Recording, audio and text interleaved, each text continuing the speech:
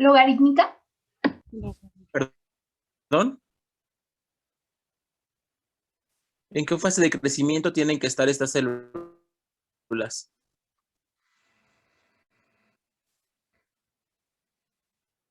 ¿Logarítmica, exponencial? ¿En cuál? En la fase exponencial. Sí, apenas una fase exponencial temprana o una fase logarítmica tardía, un poco. Ajá. Porque si recuerdan, con este método se iban a morir muchas células, muchas de ellas no alcanzan a ser transformadas por este método. Después teníamos que pasar el contenido, empezarlo a cosechar en tubos para centrífuga en condiciones refrigerantes, en condiciones frías. Adicionábamos el cloruro de calcio y hacíamos diferentes lavados, incubando 10 minutos, el primer lavado, el segundo lavado a 30 y el último a 1 hora. Íbamos a estar cambiando el volumen de cloruro de calcio. Esto es para mantener a las células en el estado de competencia y empezar ya a neutralizar esas cargas y permitir la formación de poros, que se expresen esos poros en la pared en la membrana de la célula. Después íbamos a decantar y resuspender, y estas células las pueden ustedes almacenar a -70 si le ponen glicerol al medio, o mantenerlas a -20. De preferencia tienen que ser células frescas para que obtengan buenos resultados. Después, los diferentes equipos iban a trabajar diferentes mezclas de ligación. Como mencionó el compañero, íbamos a utilizar el plásmido que ya hemos estado manejando, el PCR2, con el gen IDSA2. Y había 3 mezclas de ligación. El equipo 1 y 2 iban a trabajar la mezcla de ligación 1. ¿Qué lleva, compañeros? A ver, alguien del equipo 1. ¿Qué lleva su mezcla de ligación? Aquí se observa. Un microlitro de plásmido digerido y un microlitro de DNA digerido y purificado. Exactamente. Equipos 3 y 4. ¿Alguien de ese equipo que me pueda leer que lleva su mezcla de ligación, que es la mezcla de ligación 2?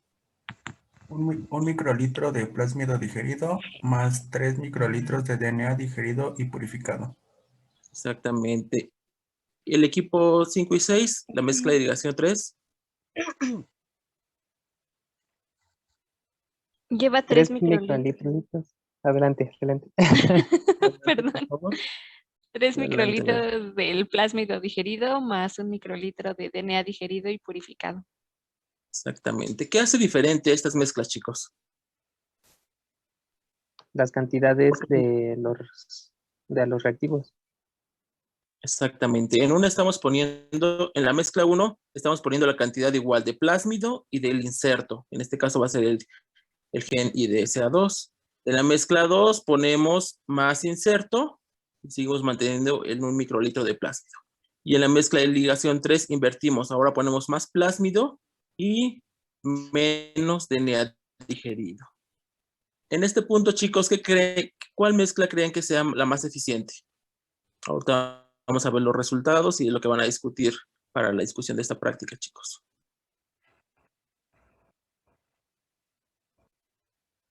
¿Qué mezcla creen que dé los mejores resultados? La tercera, la de 3 microlitros de plásmido digerido y 1 microlitro de DNA digerido purificado. ¿Por qué, María de los Ángeles?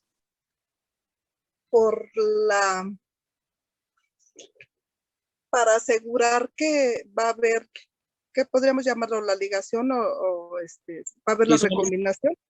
Es una mezcla de ligación ahorita. Vamos a ligar el plásmido con su inserto. Entonces, pienso que es una manera de asegurar el plásmido al inserto, porque pues tenemos mayor cantidad, además de que entre la mezcla, pues podría, si ponemos poco, pues podría quedar aislado de las que sí están vivas y no podría como que tener ese contacto y ser insertado. Bueno, yo así lo pienso. Sí. Perfecto, gracias, María de los Ángeles. ¿Alguien más piensa alguna otra mezcla o piensan igual que María de los Ángeles?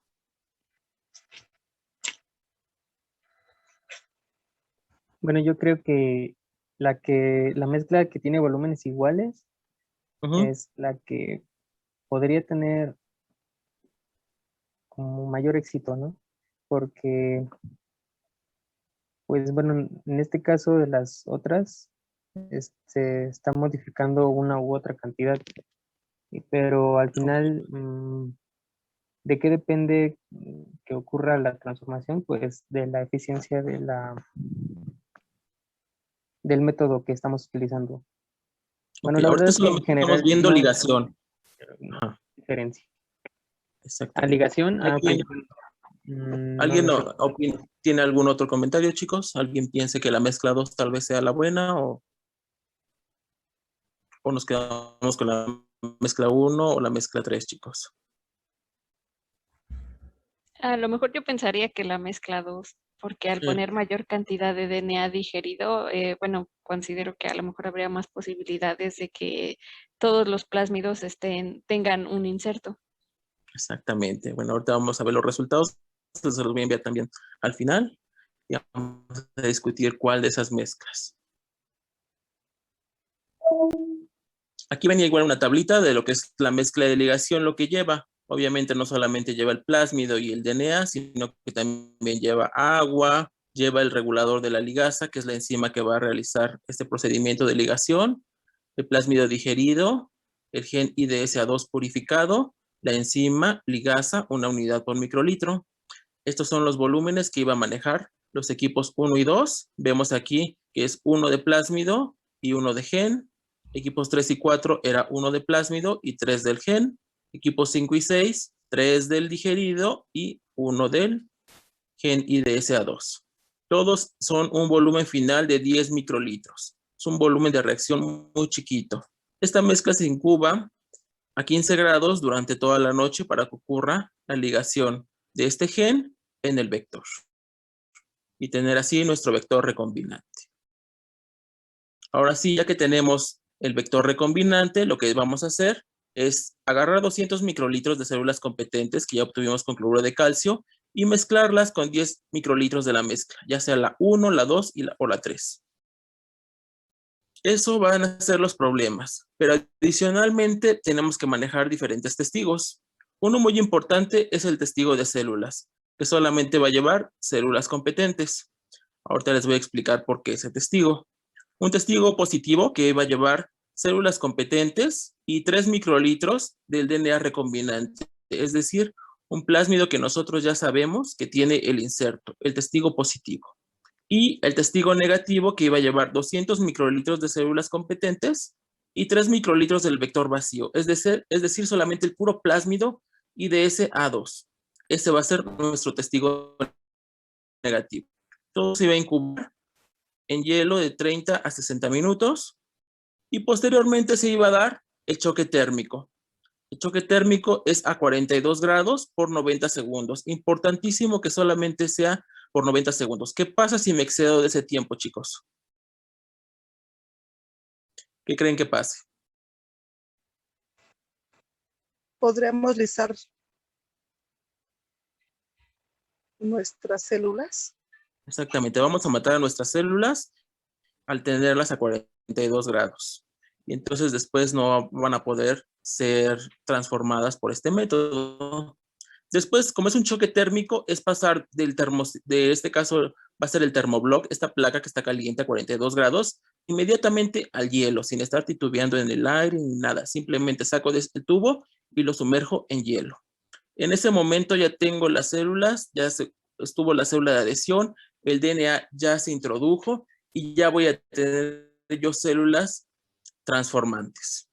Posteriormente tengo que incubar en presencia de 400 microlitros de caldo LB a 36 grados, 6 minutos. ¿Por qué creen que debo de incubar en caldo LB, chicos? Es caldo LB sin ningún antibiótico, después de haber dado este choque. ¿Por qué no las puedo sembrar directamente en el agar de selección? Para permitir que las que sí llevan a cabo la introducción del plásmido se adapten. Exactamente. ¿Cómo debe de ser mi cepa de Escherichia coli, chicos? ¿Recuerdan las características del plásmido? ¿Qué marcador de selección llevaba? IDSA2. No, ese es el gen. El no, marcador no. de selección. ¿Qué van a seleccionar? ¿Antibióticos? ¿Qué marcador había? ¿Era ampicilina? Exactamente. Resistente a ampicilina. Entonces, la bacteria, ¿cómo debe de ser? ¿Sensible? Sensible, exactamente. Sensible. ¿Y ustedes creen que si una bacteria sensible que ha sido transformada inmediatamente va a tener las proteínas que le confían resistencia al antibiótico? Inmediatamente yo acabo de hacer el choque térmico, ¿ya va a ser resistente al antibiótico, chicos? No.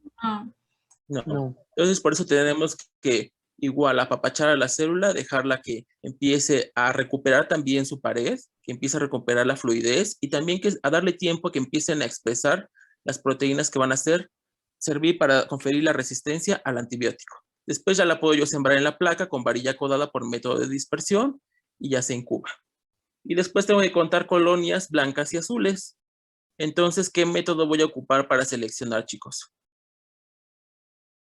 Aparte, el marcador de resistencia es antibiótico. ¿Pero qué ¿La método de selección complementación? lleva? Exactamente, alfa complementación con LAC-Z.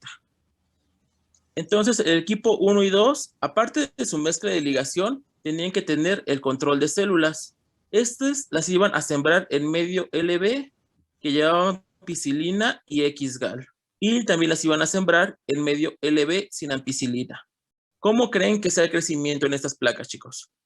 A ver, ¿alguien de estos equipos? Son solamente las células. Células de Escherichia coli sin transformar. Ese es el control de células. Primero, ¿van a crecer? ¿No van a crecer? ¿En cuál crecen? ¿En cuál no crecen, chicos? En el medio que tiene ampicilina no crecerían. Exactamente. ¿Y en el medio que no tiene? Ahí sí crecerían. ¿De qué color van a ser las colonias? Son azules. ¿Azules, chicos? Blancas. Blancas. Van a ser el color normal de las cepas. Ese medio sin ampicilina no lleva ningún compuesto. Además, la célula no produce la LAC-Z. También es ampicilina sensible, lactosa negativa. Entonces, el resultado iba a ser algo así. Su medio LB con ampicilina y XGAL iba a estar sin crecimiento y el medio LB sin ampicilina sí iba a tener sus colonias. Esto me está diciendo que, chicos, ¿qué me está validando de mi cepa? Que en realidad las células no tienen el plásmido. ¿Y qué más? Que las células Son realmente están sensibles a la viables. ampicilina, ¿no? Son viables también, porque si estas les hubiera ayudado el choque térmico, también tengo que asegurar que el choque térmico no las está matando. Entonces, viabilidad, que la cepa es ampicilina sensible, también me lo está validando este control. ¿Sí, chicos? ¿Queda claro? ¿Sí? Sí, profe. Sí. Ok. Sí. Equipos 1 y 2, todavía mostrando con ustedes. Ahora sí viene su mezcla de ligación. Iban a sembrar vamos a decirlo así, dos diluciones. Van a sembrar solamente 50 microlitros en una placa de LB, ampicilina y XGAL, y en la otra iban a sembrar 250 microlitros, un poquito más concentrada. ¿Qué esperarían ahí, chicos? ¿Cómo sería el crecimiento ahí? Ya son células transformando.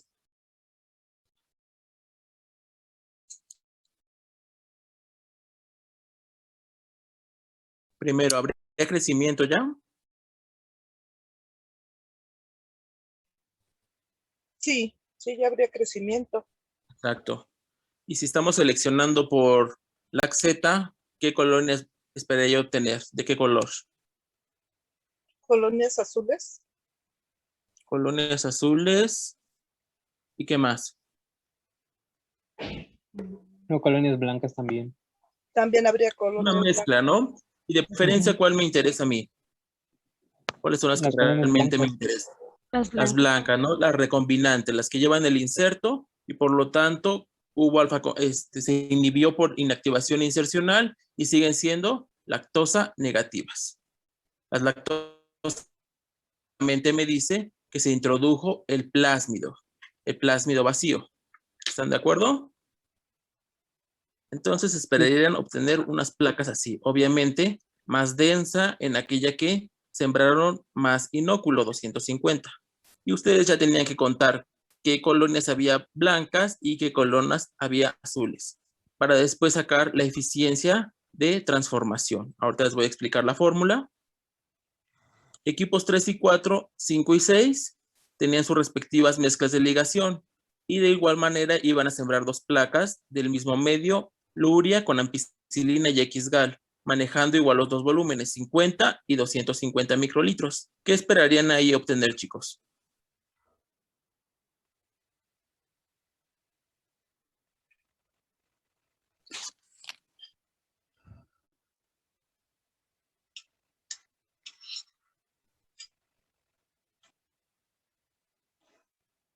A ver, chicos del equipo 3 y 4, 5 y 6. ¿Habría crecimiento o no habría crecimiento?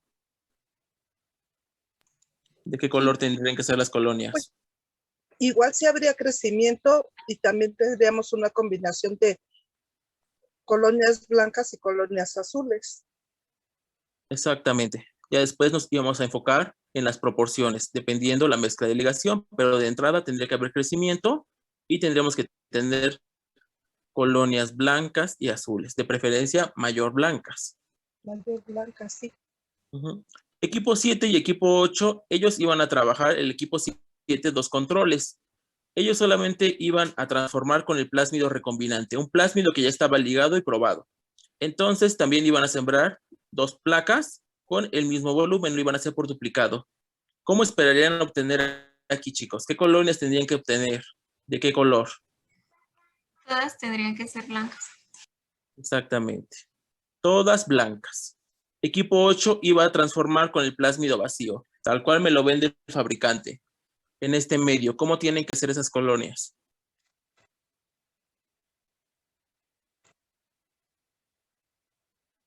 ¿Blancas? Azules. Azules. Blancas, ¿quién da más? ¿Azules por qué? ¿Blancas por qué? Azules porque... bueno, azules porque no se está insertando nada en el sitio polilinker del laxeta y por lo tanto expresa la beta-galactosidasa. Y sí hay alfa complementación y por eso hay hidrólisis del XGAL. Sí, exactamente, compañero. Entonces, todas azulitas. No tiene por qué haber blancas. Y aquí, todas blancas, no tiene por qué haber azules. Eso también me está diciendo que mi sistema está funcionando como debe de ser. Son los otros controles. Ahora sí, tenían ustedes que calcular la eficiencia de ligación. Ustedes iban a contar las colonias, el número de recombinantes y el número de transformantes. En este caso, chicos, aquí hay un ejemplo de cómo se calcula. La eficiencia de ligación es igual al número de recombinantes entre el número de transformantes por 100, para expresarlo en por ciento. ¿Cuáles son las colonias recombinantes, chicos? ¿De qué color son? Azules. ¿Seguros? Las blancas. Blancas. Blancas. Exactamente. El DNA recombinante es nuestro DNA que lleva el inserto. Entonces son las blancas. ¿Y las transformantes, de qué color son? Las azulitas. Así son las azules. ¿Seguros? Sí, porque... Son todas, ¿no, profe? Son todas, chicos. ¿Qué pasó? Ya se les olvidó todo esto de clonación. Transformantes, todas aquellas que surgen después del proceso de transformación. Van a ser todas aquellas a las que se les introdujo un plásmido, no importa si estaba con inserto o vacío, fueron transformadas. Por lo tanto, están creciendo y no importa el color aquí, simplemente son resistentes al antibiótico. Entonces, en un ejemplo no representa esta placa, tuvimos 24 recombinantes, es decir, 24 ¿de qué color, chicos? 24 blancas. 24 blancas. Y tuvimos 25 no recombinantes, ¿de qué color son esas? Azules. Azules, ahora sí. ¿Y las transformantes cuánto es? 49. las blancas y las azules. Entonces, mi fórmula me dice que es el número de recombinantes. En este ejercicio son 24 entre el número de transformantes, que sería 49. Eso por 100 me da la eficiencia de ligación, que es de 48.97%. ¿Se entiende, chicos? Sí, profesor. Ok, bueno, aquí el punto medular es que ustedes deben de comparar las mezclas de ligación con base en la eficiencia que está obteniendo en cada una de ellas. Tienen que ver cuál les da la mejor eficiencia de ligación y poder discutir con base en ella. Obviamente lo esperado en condiciones ideales, la mezcla número 2, como mencionó una de sus compañeras. ¿Por qué? Porque en esta mezcla estamos saturando al plásmido con el DNA. En la mezcla 3, corremos el riesgo de que al tener un exceso de plásmido, muchas de ellas sean clonas no recombinantes, es decir, todo el plásmido vacío. Entonces, digamos que en la mezcla 2 sería lo ideal. De hecho, así lo maneja el fabricante del plásmido. Ustedes también pueden ir probando diferentes concentraciones. Lo óptimo sería que fuera 1 y 1. Sin embargo, se ve de manera práctica que si queremos aumentar la eficiencia de ligación, la mayoría de las veces suele ponerse un exceso del inserto, más que del... Eso igual ya lo van a ustedes a notar dependiendo de los resultados. Si obtuvieron en esta práctica mayor eficiencia con la 2 o qué pudo haber estado pasando ahí. Hasta aquí iba la primera parte de la práctica. ¿Se entiende, chicos, lo que tenemos que hacer? Obtuvimos células transformantes, las transformamos con cloruro de calcio choque térmico, obtuvimos diferentes colonias, iba yo a contar las azules, blancas, sacaba eficiencia de ligación y comparaba las mezclas. Después, la segunda parte de esta práctica era aislar el DNA plasmídico y correr una electroforesis para verificar que yo tuviera el plásmido del tamaño que se está reportando y también el inserto.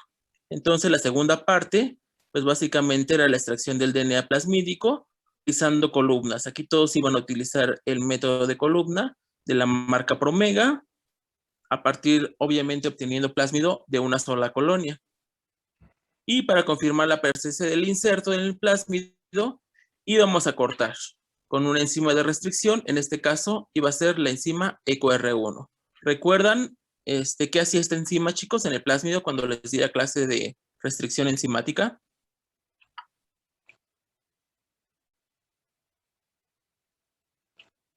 Aquí está la imagen del plásmido y aquí están los sitios de EcoR1. Aquí hay uno y por aquí hay otro. Y aquí está el plásmido y aquí está el inserto. ¿Qué me hace EcoR1? Pues corta en los sitios de restricción presentes en el plásmido. Exactamente. ¿Y qué voy a obtener después de la digestión? ¿Cuántos fragmentos? Serían 2. 2 fragmentos. Uno a qué corresponde y el otro a qué corresponde.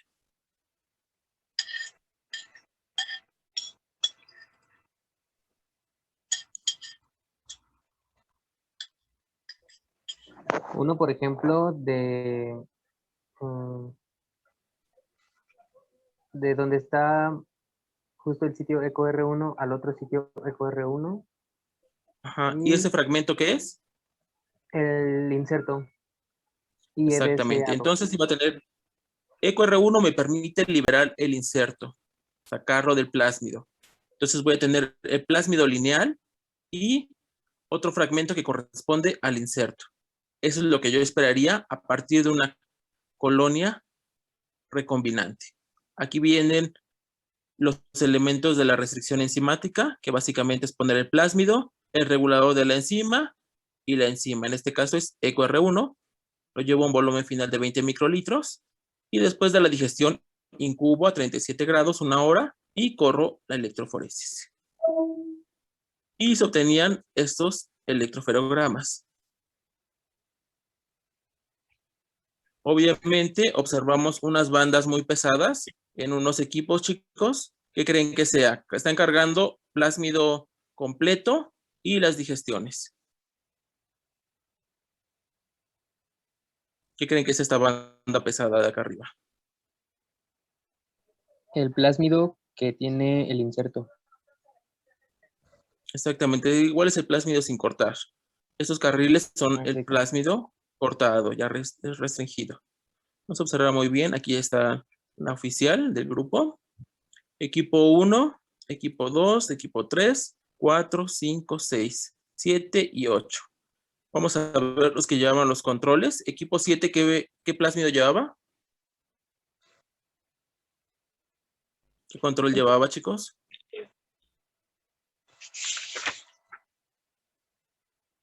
El plasma que ya O venía control positivo, ¿no?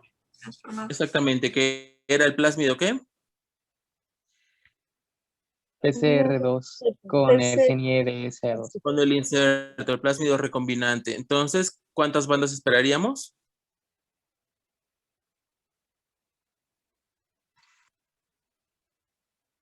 Estoy cortando con EQR1, ¿cuántas bandas habíamos quedado que Dos. esperaríamos? Dos. Bandas. Dos, ¿no? Aquí se observan las dos bandas. Aquí se observa un poquito diferente, tal vez no cortó bien el plásmido, corre un poquito chueco el gel. Entonces ahora hay una pequeña bandita arriba. ¿Y el equipo 8 qué control llevaba? Negativo. Negativo, es decir, ¿qué plásmido? Bueno, era solamente el plásmido vacío. Exactamente, y su tamaño era de PCR2. alrededor de 4000 pares de bases. ¿Cuántas bandas esperaría obtener? Una. Una. Una. Aquí observo una sola banda. Los demás equipos, ¿qué colonia escogieron? ¿Una recombinante o una no recombinante? Una recombinante de color blanco. Exactamente. ¿A todos les queda claro eso, chicos?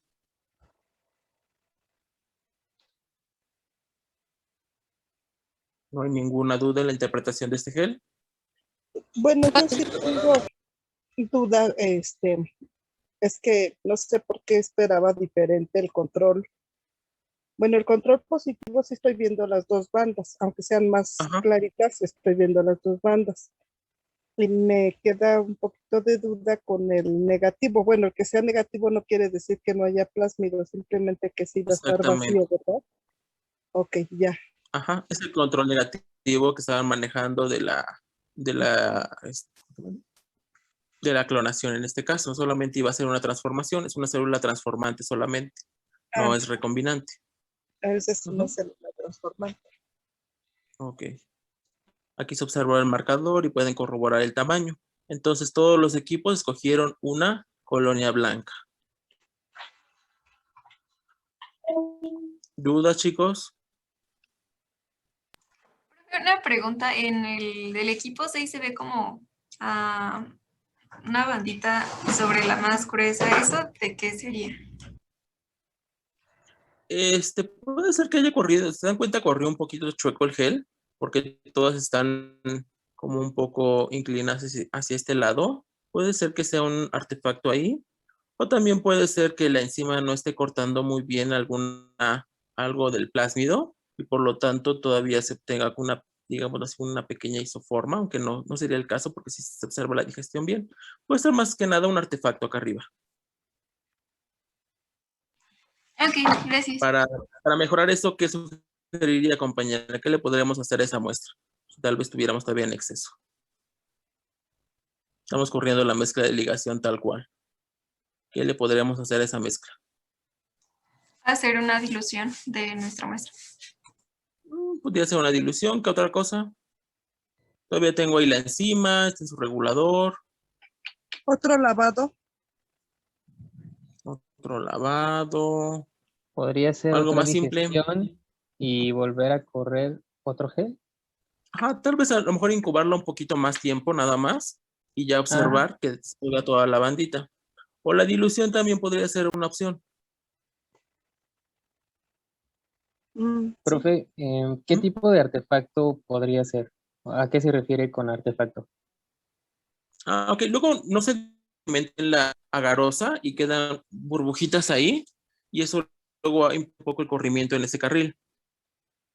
Puedes también que les haya salido un poquito de muestra a la hora de cargar. Se usaron acá arriba igual como que hay una burbujita acá arriba en el pozo. Se ve con una burbuja. Entonces luego si no solidifica bien la garosa, se puede observar esa banda. Luego igual si no corre bien, su regulador también no es no está bien ajustado o ya es reutilizado, también puede alterar un poquito el corrimiento electroforético. A eso me refiero ahí. Sin embargo, pues es claro que se observan las dos bandas muy definidas, de dos tamaños muy diferentes. Uno que corresponde al plásmido y la otra que corresponde al inserto.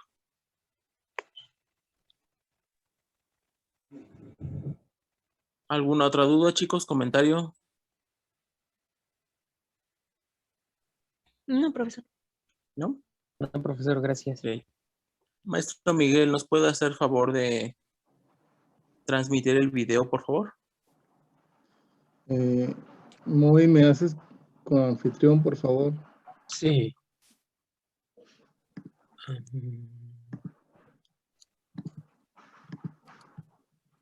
El maestro Miguel va a pasarles un video de cómo se lleva a cabo esta práctica de manera experimental.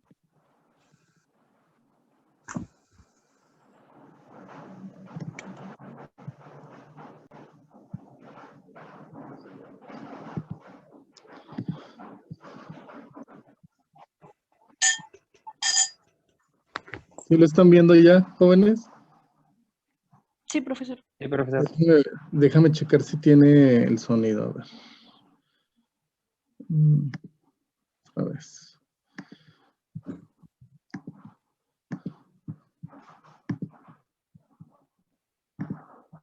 Utilizaremos el kit de la empresa.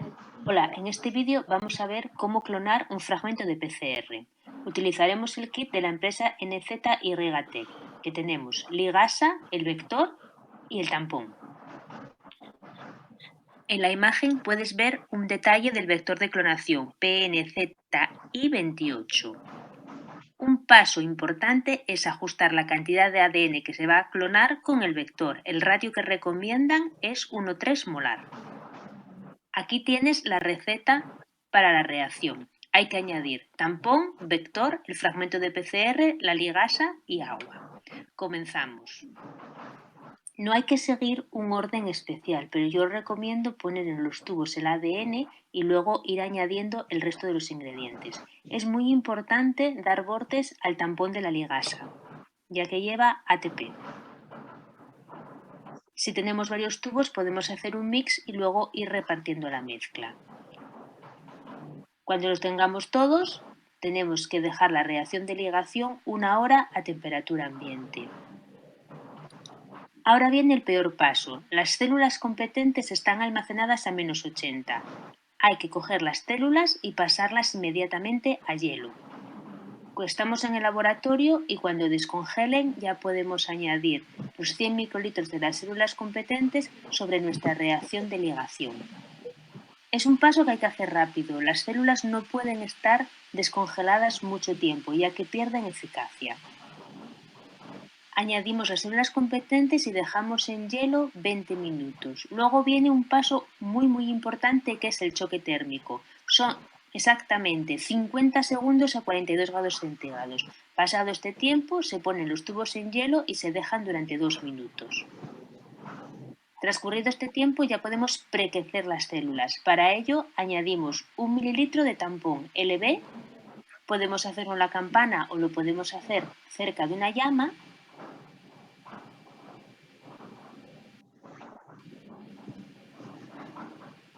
Añadimos el microlitro y lo vamos a poner a incubar a 37 grados durante 1 hora y media.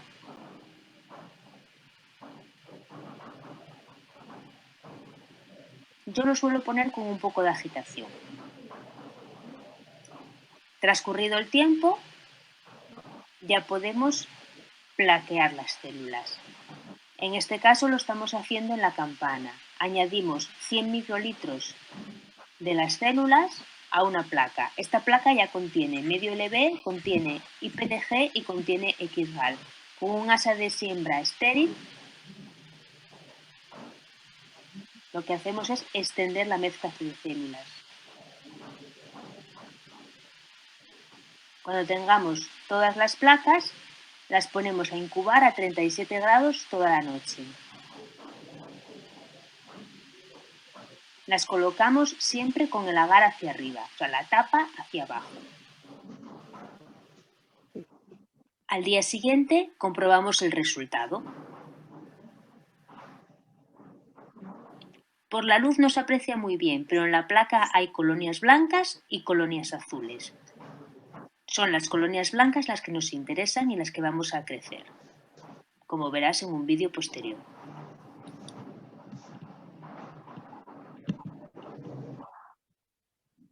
¿Dudas, jóvenes, del video? ¿Alguna duda, chicos? ¿Qué debe llevar las placas que se le pasó ahí a la investigadora decir, aparte del IPTG y el XGAL? El antibiótico. El antibiótico. El antibiótico, muy bien. ¿Qué antibiótico iba a ser en nuestra práctica, María de los Ángeles? Ampicilina. Ok, ampicilina. Muy bien. Profesor. ¿Dudas? ¿Sí? Sí. A ver, déjame plantear mi pregunta. Ujú.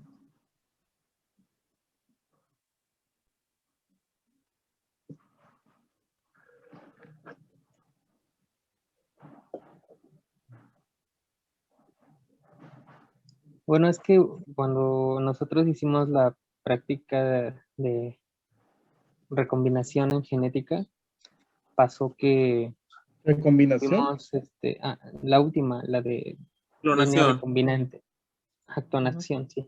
Ah, ok, clonación. Pasó que tuvimos unas placas en donde habían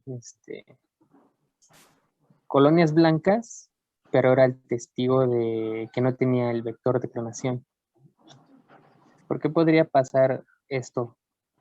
Yo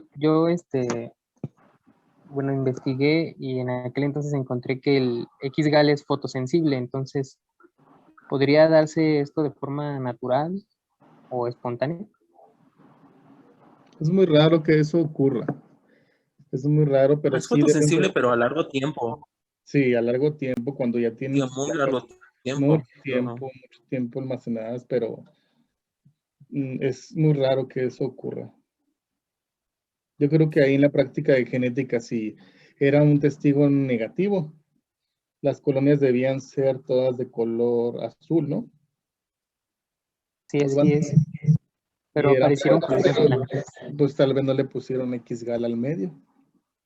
A lo mejor se equivocaron de medio. Puede ser porque se manejan muchas placas y que está seguro. Y es que el medio se ve igual. El medio con XGAL se ve igual que el medio normal. O sea, no hay diferencia entre ellos. Tiene uno que estarlos marcando, rotulando bien. Ujú. Puede ser eso. Bueno, es que, bueno, eran plaquitas chiquitas, habían pocas O una colonias, pero sí contaminante. habían azules y blancas, más blancas que azules, pero sí habían. Entonces, por eso la pregunta. Y por eso es que es O muy sea, curioso el caso. entonces había una mezcla de azules y blancas. Es que primero dijiste que había puras colonias blancas. Sí. Osvaldo. Ah, sí, lo dije. Ah, perdón. No, quise decir que sí había, sí había colonias en el medio y habían azules y blancas. Para ser un testigo negativo, pues tenían que haber puras colonias azules. Entonces, yo creo una contaminación con células que sí tenían el plásmido recombinante. Es lo único. O al menos que las cajas y las placas estaban muy, muy viejas. El medio se seca, entonces sería muy raro que el XGAL no funcionara. O que funcionara a la mitad en unas islas. Si tuvieras colonias azules y otras blancas por pérdida de la eficacia del medio, sería algo muy extraño. Luego se las dejan incubando más tiempo, porque de hecho estas las tienen que pasar a refrigeración, chicos. Ustedes las incuban, por ejemplo, si hacen la práctica en la tarde, al otro día en la mañana, y hay que pasarlas a refrigeración, porque también luego siguen creciendo así. En algunos casos se llega a observar el otro fenómeno, ¿no, Miguel? De satelitismo, una cosa así. Sí, el satelitismo. Ajá, entonces las colonias que son resistentes empiezan como que a degradar el antibiótico, y acuérdense que están sembrando con dispersión, con varilla codada. Entonces puede ser que en esas zonas empiecen a crecer las otras colonias. Pero de igual manera, si están manejando mezclas de ligación, lo normal es obtener una mezcla de ambas. Muy raro es que obtengan así 100% de eficiencia. Es muy raro luego, chicos. Pero en este caso, si era un control, pues pudo haber pasado varias cosas ahí. O que llevaran la mezcla de colonias. Al fin y al cabo, el único agente selector es la ampicilina y ambas colonias son resistentes. ¿Algo más? Profe, bueno, Sí. yo siempre me ha surgido una duda con este experimento. Sí entiendo que hay células transformantes y que son las azules y recombinantes las blancas. Me cuesta un poquito, o más bien mucho trabajo, entender, recombinantes le llamamos cuando, aunque esté el X-gal presente, ellas, ¿por qué ellas ya no son azules? Ok. Mira, María de los Ángeles, ¿recuerdas que era el X-gal? Es un, sí, Es un análogo de la lactosa. la lactosa, sí, un análogo de la lactosa. Entonces, el plásmido normalmente tiene el gen LAC-Z intacto. El gen LAC-Z codifica para la beta-galactosidasa. Sí, sí, eso sí. Y ahí dentro del gen LAC-Z está el polilinker, es decir, todos los sitios de corte para las distintas enzimas de restricción con las que puedes clonar. ¿Ok? Sí. Entonces, si se corta LAC-Z y se introduce un fragmento de DNA nuevo, exógeno, ese DNA plasmídico con el inserto se llama DNA recombinante. Y entonces el gen LAC-Z ya se interrumpió, ya no va a producir la beta-galactosidasa porque se interrumpió el marco de lectura. Ok. Entonces, las colonias recombinantes son blancas porque tienen el plásmido recombinante, el que no produce la beta-galactosidasa. Y por lo tanto, al no haber beta-galactosidasa en esas colonias, no pueden degradar el X-gal y el medio, la colonia permanece blanca. Ok, ya me quedé, lo entendí.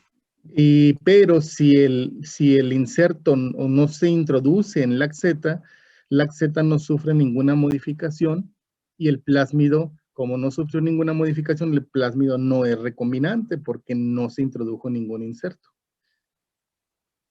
Y por lo tanto las colonias no recombinantes van a ser azules porque el LAC-Z está intacto y si se va a producir la beta-galactosidasa y si se va a romper el X-gal y se va a producir el compuesto cromogénico azul. Ajá. El 5-bromo-4-cloro-3-hidroxiindol. Sí. ¿Sí? Ok. Sí, pero todas son transformantes, todas, tanto las azules como las blancas. Todas son transformantes. Porque todas adquirieron un plásmido. Unas un plásmido recombinante que lleva el inserto y otras adquirieron el plásmido no recombinante que lleva el LAC-Z intacto porque no lleva el inserto. Todas finalmente van a ser resistentes a ampicilina. Exacto, porque todas tienen un plásmido ya sea recombinante o no recombinante. ¿Cuáles van a ser las colonas no recombinantes? Las azules, perdón, las no recombinantes azules. Porque el LAC-Z está intacto, se produce la beta-galactosidasa y se destruye el X-gal y se produce el color azul. Y las colonias recombinantes van a ser blancas porque se interrumpe el LAC-Z, no se produce la beta-galactosidasa y el X-gal está intacto y la colonia permanece blanca. Ok. Sí, muchas gracias. De nada. ¿Alguien más tiene dudas, chicos?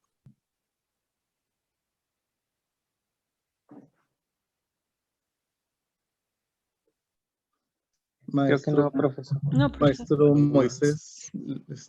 Sí. Maestro Moisés. Sí. ¿Usted? Sí, ya ahorita presento la clase. ¿Dónde está? Damos un inter. No, es que no las quiero compartir. Ya, es que no encontraba. Listo. Gracias. Sí. Bueno. Ok, listo. ¿Ya ven mi presentación, chicos? Sí, profe. Ok.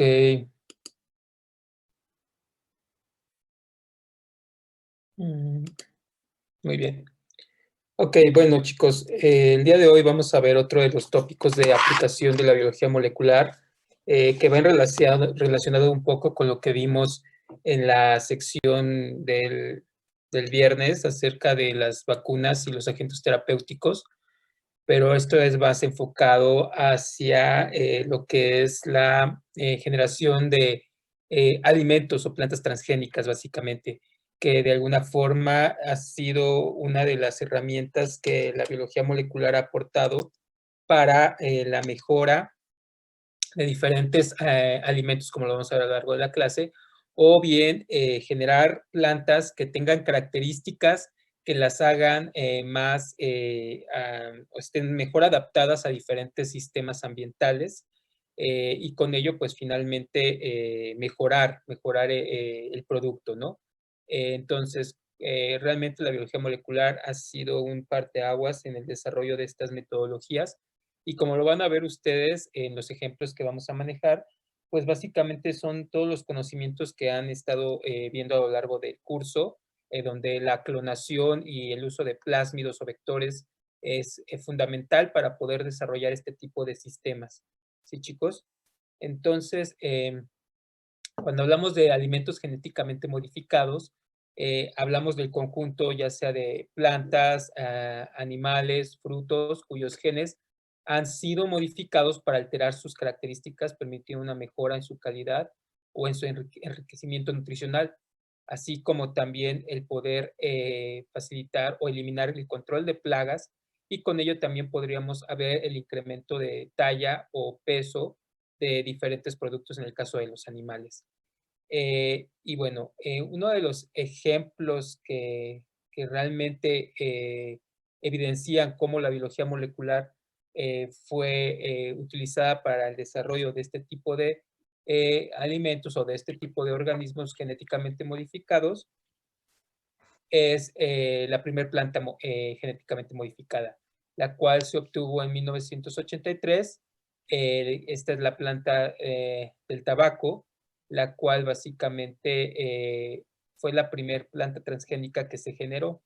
Y esto fue mediante la estrategia que ustedes ya conocen, que es básicamente mediante el plásmido TI, con esta situación de Agrobacterium, se pudo ocupar este plásmido para finalmente introducir dentro de la planta de tabaco pues un gen exógeno que no le pertenecía realmente a la planta y con ello pues a partir de estas células vegetales que fueron modificadas genéticamente por la por la metodología del plásmido TI, pues se pudieron obtener estas especies o pequeños cultivos vegetales que finalmente, cuando eran ya trasplantados a un sistema mucho más, digamos, adaptado, podrían comenzar a diferenciarse para desarrollar ya un organismo superior, como es esta planta del tabaco, ¿no?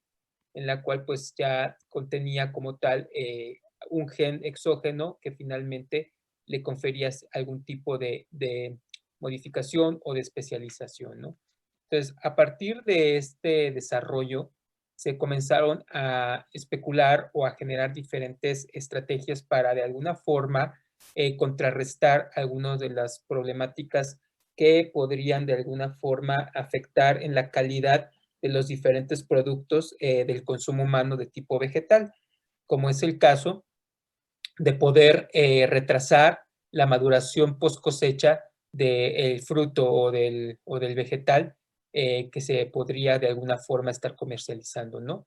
Entonces, básicamente la maduración de estos frutos o de estos vegetales va a depender de la producción de diferentes hormonas que van a estar involucradas en los procesos de maduración del mismo.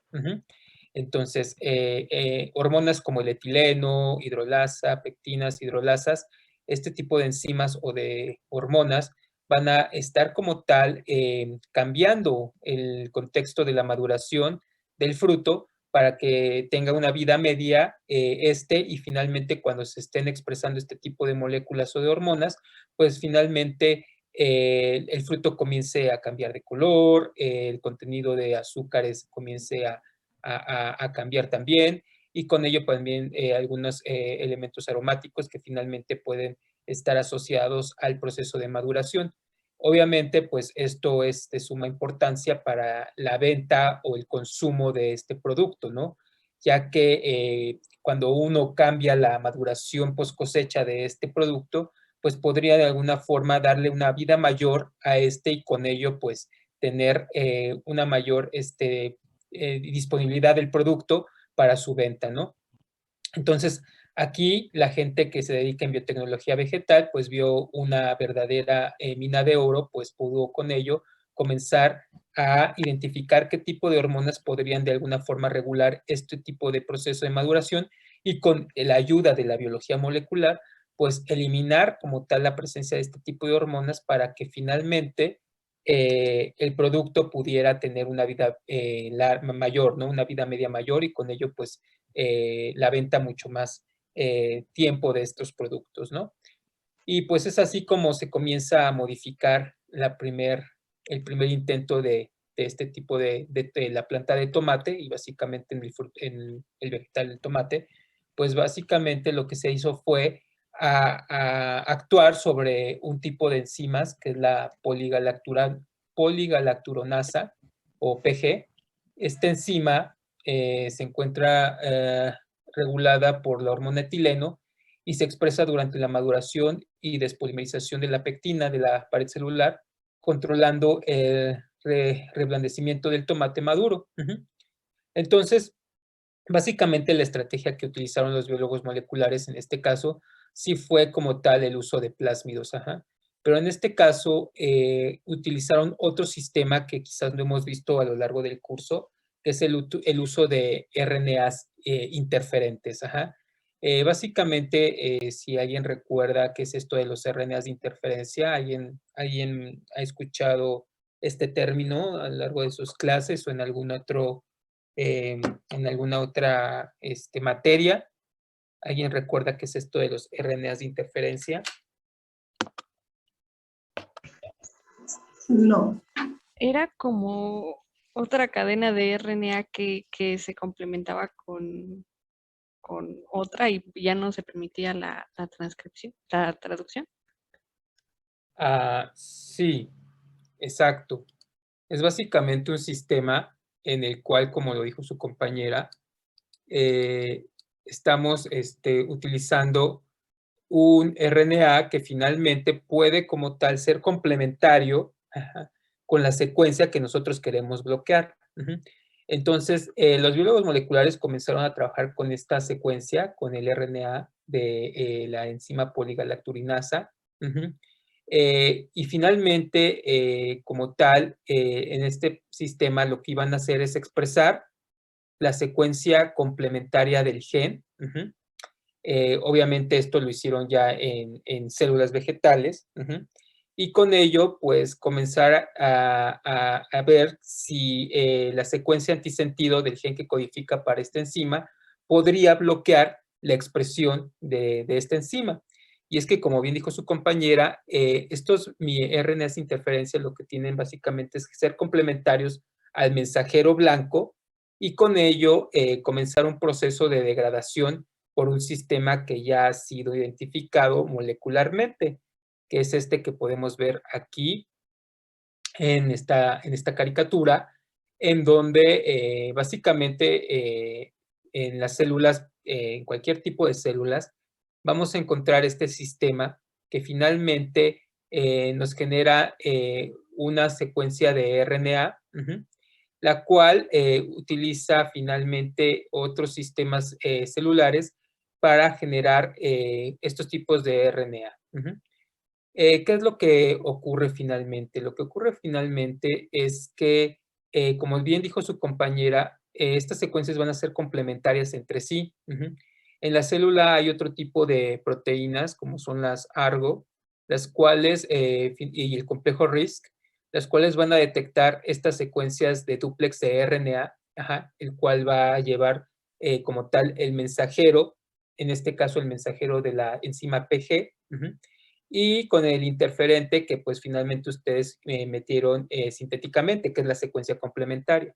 Entonces, en las células estos sistemas se detectan por este tipo de enzimas y finalmente es una señal para que estas enzimas degraden estos dúplex de RNA y con ello no se lleve finalmente a la síntesis de la proteína, ya que vamos a estar eliminando los mensajeros que están produciendo estos tipos de RNA, ¿no?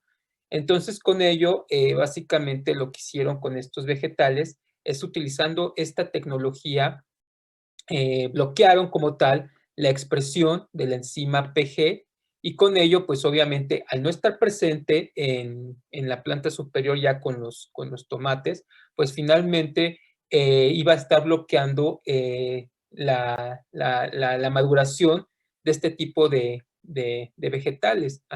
Y finalmente, pues aquí vemos un claro ejemplo de cómo se utiliza la biología molecular.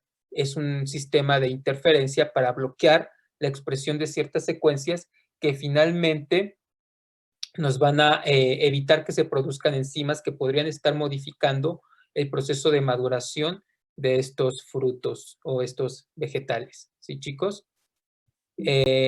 Después de eso, también hay otros sistemas que también podrían de alguna forma ayudar a modificar cierto tipo de plantas, ¿no? Y esto es lo que se observó con la generación de un tipo de grano conocido como el arroz dorado. Básicamente, esta estrategia surgió por el hecho de alguna forma, mejorar la calidad nutricional de ciertos alimentos, ya que finalmente algunos de los alimentos que pueden como tal propiciar algún tipo de vitamina o algún tipo de componente que sea propio de ese vegetal, quizás este vegetal no crezca en ciertas regiones del planeta que por las condiciones climáticas, pues no se puede llevar a cabo el crecimiento de este tipo de productos, ¿no? Obviamente pensando, no sé, en el continente africano, sobre todo en los países cuyo clima es demasiado árido, la producción, no sé, de algún tipo de vegetal que se requiera para finalmente alimentar y tener una calidad nutricional como puede ser la presencia o la cantidad importante de vitamina A, pues es difícil, ¿no? Es decir, no sé, finalmente la vitamina A ustedes lo pueden obtener de, pues, las zanahorias, ¿no? Pero si ustedes piensan que el cultivo de zanahorias en regiones superáridas es muy complejo, pues aquí está una oportunidad para poder desarrollar finalmente una estrategia que lleve a la mejora de estos tipos de plantas, ¿no? Y sobre todo, modificando plantas que finalmente puedan crecer o puedan estar siendo como tal cultivadas en países con estas condiciones climáticas extremas, ¿no? Y es así como nace la idea de generar un arroz modificado, cuyas características no solamente confieren las propiedades que tiene el arroz, ¿no? Sino que se puede como tal generar un arroz que pueda de alguna forma sintetizar otros componentes que finalmente no son naturales del arroz, como es el caso de la vitamina A. Entonces, en este caso, los biólogos moleculares comenzaron a desarrollar como tal este tipo de arroz transgénicos que finalmente era capaz de producir como tal intermediarios de precursores de la vitamina A, como pueden ser los beta-carotenos.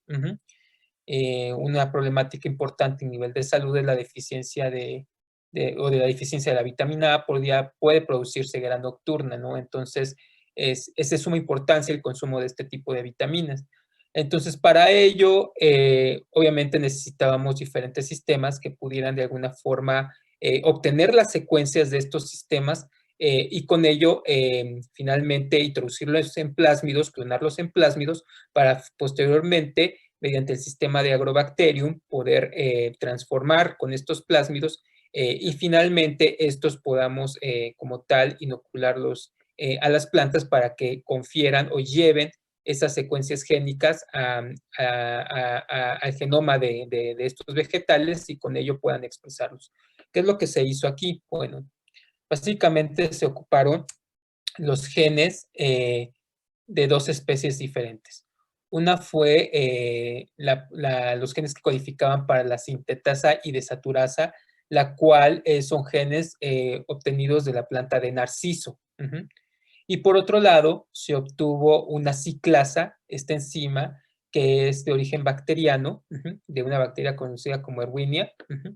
Y finalmente, estas enzimas, tanto la sintetasa, desaturasa y la ciclasa, son enzimas que están involucradas en la producción o en la síntesis de los betacarotenos, como podemos ver aquí en esta reacción, donde actúa la sintetasa, desaturasa y la beta-ciclasa. Que obviamente, pues el arroz no tendría por qué estar expresando este tipo de enzimas.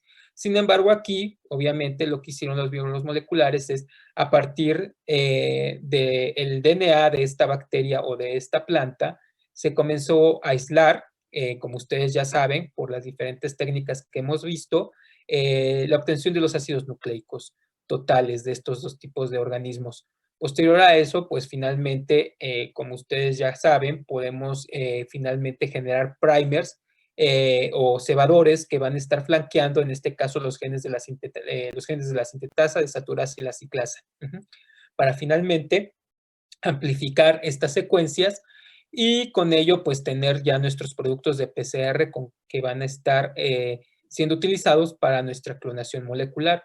Recordando que, pues, los elementos fundamentales para eso es que nuestro inserto lleve como tal los genes, las secuencias de restricción necesarias para poder introducirlos en los plásmidos, ¿no?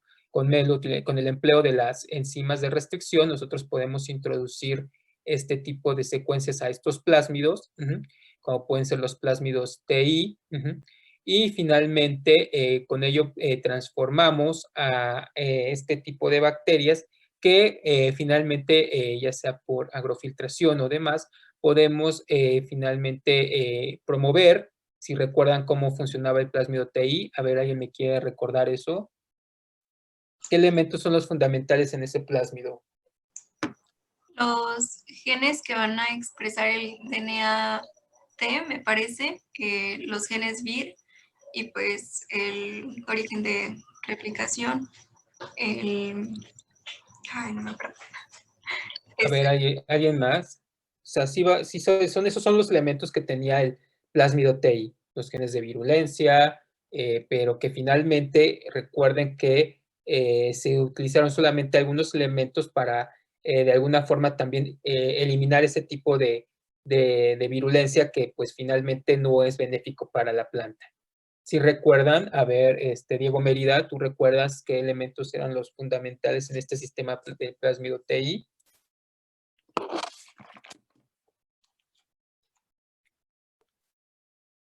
¿Dónde está Diego Mérida? Diego Iván. Sí, profe, aquí estoy. ¿Me escuchó? Sí, ¿quién eres? Diego. Ah, ok. A ver, Diego Mérida, ¿tú recuerdas qué elementos eran los que utilizábamos para el sistema TI?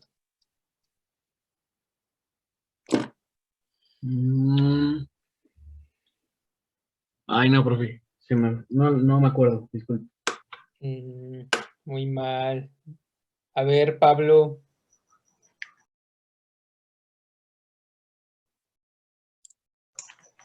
Profe, una pregunta. Sí.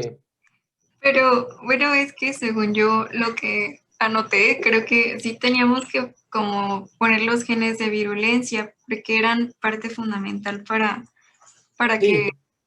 Ah, ok. Eso es cierto, eso sí es cierto, pero en ¿qué otro elementos? Plásmido. Exacto, en otro plásmido, en un plásmido. En un plásmido, helper. sí, en el helper, en el en principal el o en el que lleva los insertos de interés. Ajá. Se insertan en las regiones tDNA y las LR o los Ajá, el bordes. brazo, exacto, los bordes derecho e izquierdo son los Exactamente. elementos fundamentales para que se lleve a cabo el proceso de recombinación y con ello se introduzca esta secuencia hasta el núcleo de la célula que ustedes van a estar, en este caso la célula vegetal, ¿no?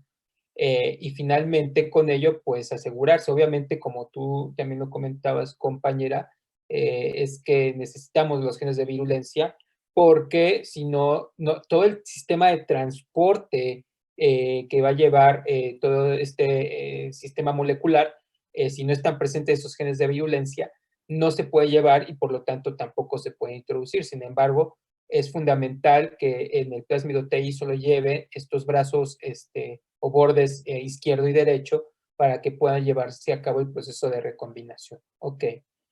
Entonces, pues finalmente, ahí se trabó. Pues ya con este sistema, pues al tener ya su planta recombinante por este sistema de Agrobacterium, pues finalmente la planta del arroz va a tener esta capacidad de estar produciendo en los granos o en la mayoría de la planta, pues básicamente este tipo de enzimas, la sintetasa de saturasa y ciclasa, que finalmente van a estar produciendo los betacarotenos que son fundamentales para, como tal, pues la vitamina A. Entonces, con ello ustedes pueden observar cómo, utilizando los elementos que ustedes ya conocen de la biología molecular, pueden resolver problemas bien complejos, en este caso, al mejorar la calidad nutricional de un alimento. Y no es solamente el mejorar la calidad, sino también el poder resolver problemáticas importantes, por ejemplo, de una hambruna, por ejemplo, en el continente africano, en donde obviamente el cultivo de alimentos por el clima extremo es bien complejo. Sin embargo, el encontrar plantas que finalmente estén adaptadas a ese clima y poderlas modificar para que su contenido nutricional sea mejor, pues finalmente eso nos habla de que podría de alguna forma solucionar un problema mucho más grande que el simple hecho de mejorar la calidad de un alimento, ¿no? Entonces, este es uno de los ejemplos que finalmente demuestra cómo la biología molecular juega un papel fundamental para el desarrollo de estas tecnologías y el resolver problemas complejos que realmente tienen un impacto social, ¿no? Sin embargo, no solamente hasta aquí podemos hablar de esto, sino hay otros modelos, como puede ser el realizar finalmente un sistema que pueda como tal afectar plagas que finalmente, pues las plagas por insectos o diferentes patógenos como algunos hongos, son fundamental el control de estas porque finalmente también pueden comprometer las cosechas o pueden comprometer la calidad de un producto cuando se tiene este tipo de problemas, ¿no? Entonces, generalmente para poder combatir con este tipo de plagas, pues el humano ha desarrollado una gran cantidad de pesticidas que finalmente tienen un impacto para el control de la plaga, pero que se ha visto que la toxicidad o el efecto tóxico que tienen los diferentes pesticidas para la salud humana y para el ambiente, pues tiene una situación bastante compleja, ¿no? Ya que si ustedes no controlan esto, también pueden estar afectando la salud de los humanos, incluyendo de otro tipo de animales, ajá, que finalmente también trae consigo un impacto en el ecosistema, ¿no? Entonces, finalmente, pues, comenzaron a evaluar o estudiar otras alternativas para poder de alguna forma ser un poco más, digamos, claros para el control de estas plagas, ¿no? Y esto fue lo que se realizó con un sistema bien interesante, que es el caso de el Bacillus thuringiensis, ¿no? Lo que se ha visto es que este tipo de microorganismo produce una toxina conocida como BT. Y lo interesante de este tipo de toxina producida por este tipo de microorganismos es que esta toxina tiene un efecto letal cuando se ingiere y sobre todo cuando le ingieren diferentes insectos, ¿no? Lo que han visto es que esta toxina, cuando es ingerida por este tipo de insectos, el pH de su ducto intestinal va a promover la solubilización de esta toxina y con ello también la activación de esta toxina. Molecularmente, ¿qué es lo que está ocurriendo? La toxina puede unirse como un monómero a diferentes receptores dentro del epitelio intestinal del insecto. Y finalmente, ¿qué es lo que han visto? Que este tipo de interacciones con los receptores de las células pueden activar diferentes vías de muerte celular, ya que se ha visto que pues esta puede asociarse a diferentes vías de señalización como PKA, que finalmente esta PKA es una proteína que va finalmente a activar a diferentes vías de muerte. Pero también algo interesante que han visto es que la toxina no solamente puede interaccionar con este tipo de receptores, sino que también puede oligomerizar, generando una especie de barril o de estructura de poro que se inserta en la membrana del epitelio intestinal. Y esto trae consigo algo bien interesante, que es finalmente que este poro que genera la toxina va a promover una lisis osmótica de la célula. Obviamente, al estar presente ese tipo de daño en la célula por este desbalance osmótico, pues finalmente trae consigo un efecto de muerte celular.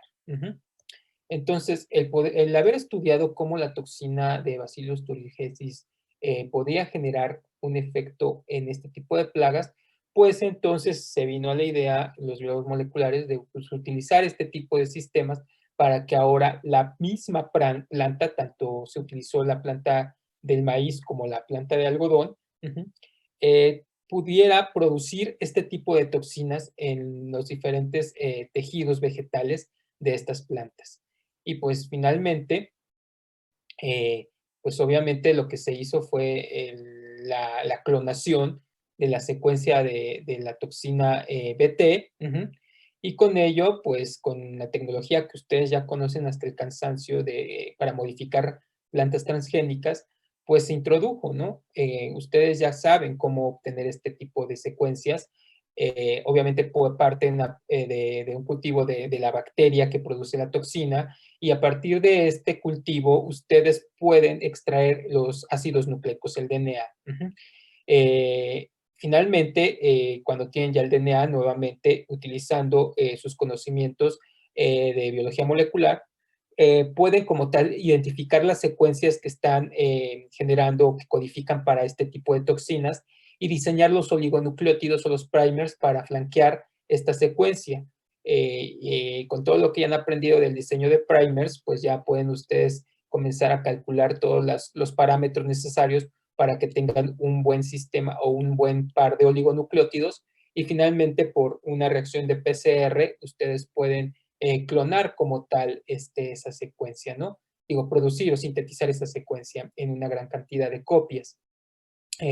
Finalmente, pues ya al tener esta secuencia, ustedes pueden ahora introducirla en un vector, en el sistema vegetal. Estaremos utilizando siempre el plásmido TI, y con ello, pues finalmente, utilizando el sistema que ya conocen, pues ya sea por Agrobacterium como tal, o bien utilizando plántulas o células vegetales, finalmente pueden transfectar estas células vegetales y con ello comenzar a propagar su cultivo para que se comiencen a diferenciar estas células vegetales ya en un organismo superior, en una planta superior, la cual va a tener la capacidad de los tejidos vegetales que componen a este tipo de planta, pues producir esta hormona, y con ello, finalmente, cuando hay una plaga, como puede ser de este insecto, pues finalmente la misma planta se proteja contra este tipo de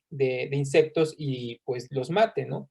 Y con ello, pues finalmente, como podemos ver, pues no utilizamos sistemas tóxicos de pesticidas que también pueden conferir algún tipo de contaminación en el producto, que puede ser también un problema en el consumo humano, y generando problemas de salud bastante graves, así como también pues el poder alterar finalmente los pesticidas pueden afectar a otro tipo de organismos que finalmente podrían tener un impacto en el ecosistema, ¿no? Entonces, como pueden ver, esta estrategia también es algo que ha revolucionado bastantemente. No solo se ha visto esto para este tipo de insectos, también se ha producido plantas que producen un tipo se me olvidó la palabra, es una proteína que finalmente se ha visto que esta proteína tiene un efecto antifúngico. Entonces, cuando esta proteína está expresándose en los tejidos vegetales y la planta es invadida por un tipo de hongo, el hongo tiende a morir porque es un mecanismo de defensa para finalmente eliminar este tipo de plagas. Entonces, como pueden ver, realmente también este tipo de sistemas son bastante interesantes y ustedes pueden ahora también aplicar todo lo que conocen acerca de biología molecular para finalmente poder resolver problemáticas de este tipo, ¿no? Algo que también se ha hecho en biología molecular para la mejora o para el cambio de fenotipos vegetales es generar plantas que sean más o tengan una mayor adaptación a diferentes sistemas de estrés, ¿no? Como es el caso de un estrés salino, ¿no? En este estudio, que también es realizado por científicos mexicanos, demostraron lo siguiente. Resulta que ellos estaban muy interesados en observar un fenómeno de estrés salino en una planta del chile habanero como tal, dentro de la cual podemos encontrar una gran cantidad de variantes de esta planta, que puede ser la variante Rex, que es esta de color rojo, y la variante Chichen Itza, que son estos chiles de color naranja, ¿no? Sin embargo, algo interesante que veían ellos es que la variante Rex tenía una propiedad interesante de sobrevivir a concentraciones de estrés salino, ya que cuando esta planta era crecida o sometida a este tipo de estrés por 7 días, altas concentraciones de cloruro de sodio, podemos ver que pues la planta mantenía una turgencia y una estructura bastante saludable, mientras que la variante Chichen Itza pues realmente moría. También al comenzar a comparar pues las características de tamaño y de las raíces, pues veían esos cambios fenotípicos que son bastante graves en el caso de la variante Chichen Itza, no siendo así en la variante Rex, ¿no?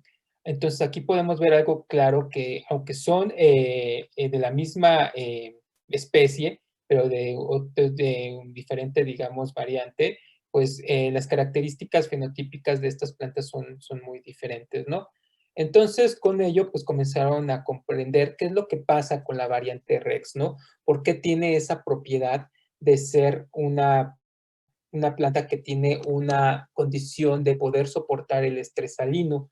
Y con ello, pues comprendieron lo siguiente, al estar observando cómo era la biología molecular de estas células de la raíz, pudieron comprender que en la variante Rex existía un sistema de compensación, que en la variante Chichen Itza carecía, ¿no? Y esto estaba asociado a una proteína conocida como HKT1. Esta proteína HKT1 básicamente es una proteína que va a estar como tal regulando el transporte de agua, cuando hay una cantidad importante de sodio en el ambiente, como lo podemos observar. Ay, se regresó. Diablos. Ok, perdón, creo que se está atorando mi computadora, pero bueno, ya. Entonces, finalmente lo que vieron es que este tipo de proteínas podrían de alguna forma tener este sistema de regulación del transporte de agua cuando hay una condición de sales en el sistema o en el exterior. Básicamente estas proteínas tienden a acumular un poco de agua en sus vacuolas, evitando que el agua salga completamente de la planta. No siendo así para la variante Chichen Itza, la cual carece de ese sistema de regulación del agua y con ello, pues al haber una alta concentración de sodio, la planta lo que hace es liberar o expulsar los contenidos de agua de su interior, y con ello, pues finalmente generar este desbalance que lleva finalmente a la deshidratación de la planta.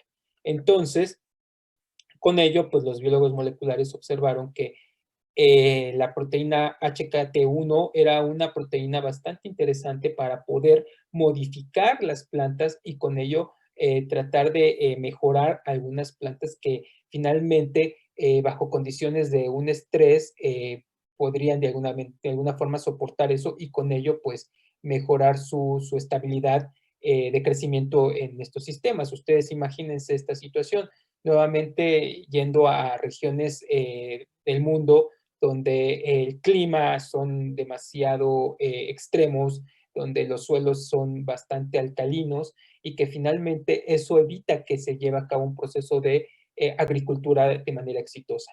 Entonces, si ustedes encuentran estos mecanismos moleculares, en este caso de este tipo de transportador, y finalmente este gen lo meten a plantas cuya biología no lo tiene, pero que finalmente soportan o pueden desarrollarse de manera más eficiente en otros sistemas de suelos, pues finalmente con ello ustedes van a mejorar este tipo de plantas y con ello llevar estos tipos de sistemas modificados a regiones donde quizás no puedan crecer por las condiciones climáticas. Ajá. Entonces, con ello ya ustedes lo que están haciendo es finalmente generando una nueva variante, ajá, un nuevo organismo que finalmente puede tener características diferentes, pero que le da una adaptación evolutiva mucho mejor y con ello, pues, finalmente el poder como tal generar una agricultura en zonas donde, pues, finalmente por el clima extremo no se pueda llevar, ¿no? Y con ello, pues, nuevamente podemos ver ese impacto social que tiene la biología molecular para poder con ello estar resolviendo problemáticas bastante complejas, ¿no? Y bueno, pues esta es la estrategia que hemos visto hasta el cansancio para los organismos genéticamente modificados, para las plantas al menos, que es lo que habíamos dicho acerca del sistema del vector binario, para que lo recuerden, para que lo tengan presente, porque básicamente para muchos de las aplicaciones, sobre todo en vegetales, se ocupa este sistema, ajá, en el cual pues tenemos como tal nuestro plásmido binario, en donde vamos a tener en el sitio de multiclonación las regiones más fundamentales que son los brazos derechos e izquierdos que van a llevar a cabo el proceso de recombinación homóloga para que esta secuencia se introduzca en el genoma de la planta. Y bueno, aquí vamos a tener pues obviamente otros elementos fundamentales como es la región polilinker donde vamos a introducir el gen de interés, el agente de selección o como tal también la bandera que podemos nosotros utilizar para saber que finalmente pues está presente nuestra proteína, ¿no? Y pues algo que comentaba su compañera, que pues finalmente necesitamos los genes de virulencia, pero va en un plásmido helper, en el cual solamente lleva estas secuencias para poder, una vez que transfectemos esto, ya sea directamente agrobacterium, o bien transformar, perdón, agrobacterium, o bien transfectar células directamente, como puede ser por biobalística, pues finalmente estas células puedan introducir en el núcleo la secuencia que ustedes están finalmente interesados y con ello pues esta planta ahora modificada o estas células vegetales comenzar su desarrollo para generar un organismo que lleve esta característica nueva, este fenotipo nuevo que le puede ayudar en este caso a resolver la problemática de un estrés salino. Entonces, aquí entra una controversia, o no una controversia, pero sí algo sobre los organismos genéticamente modificados, que es un uso o no, o es correcto el uso, no es correcto, es un problema porque puede generar algún tipo de cambio. ¿Qué es lo que ustedes piensan al respecto de esto? A ver, Raimundo.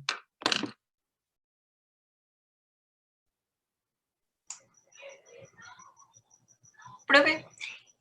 Sí.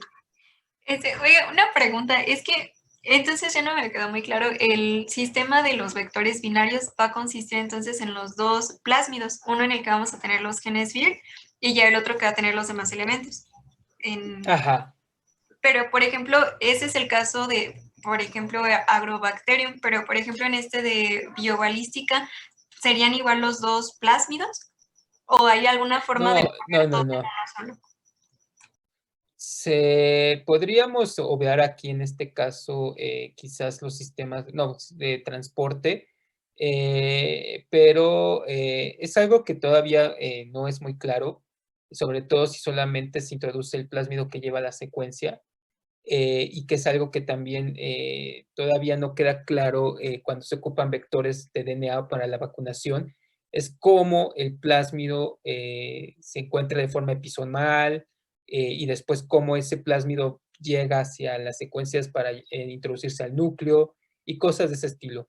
Entonces, generalmente, a veces sí se meten las dos secuencias, tanto el vector que lleva solo las regiones de recombinación, como también los genes de virulencia, para que finalmente quizás eso ayude para el transporte directo hacia la región de interés dentro del genoma, ¿no?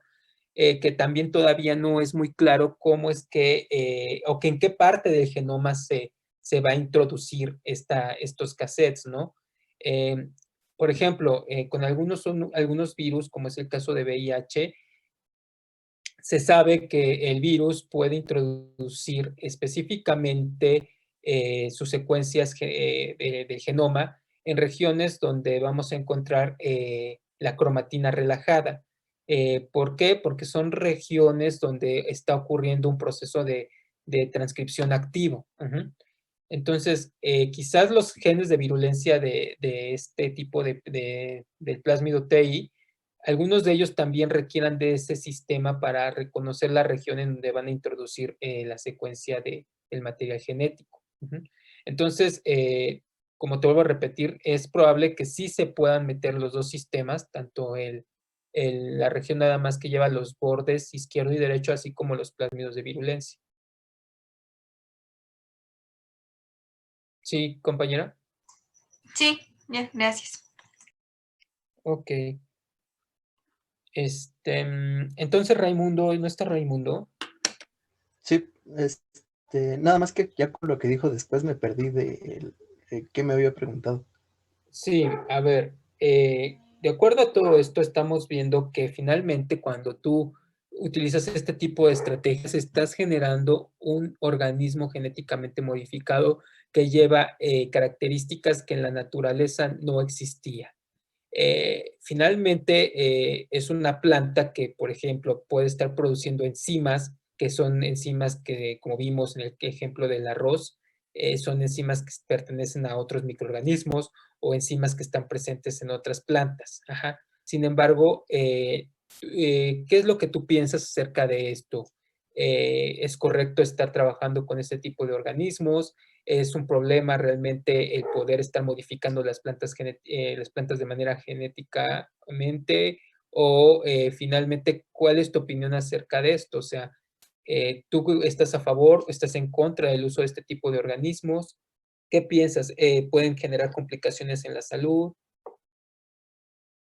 Yo estoy a favor, pero todavía todo este tipo de cuestiones todavía es muy temas de bioética, porque también no se sabe cómo las modificaciones puedan alterar los ciclos ya preestablecidos biológicamente, que ha pasado por milenios de evolución. Entonces puede afectar en algún momento los ciclos tróficos y pues poder causar un mayor daño.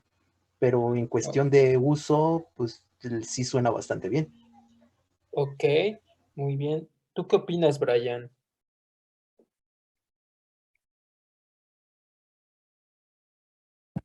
Pues yo opino que, o sea, yo realmente, por ejemplo, para los casos, así como mencionó lo del arroz modificado para países como África o eso, realmente sí pienso que estoy demasiado a favor, pero pues también en países de desarrollo o algo así se presta también como mucha desinformación.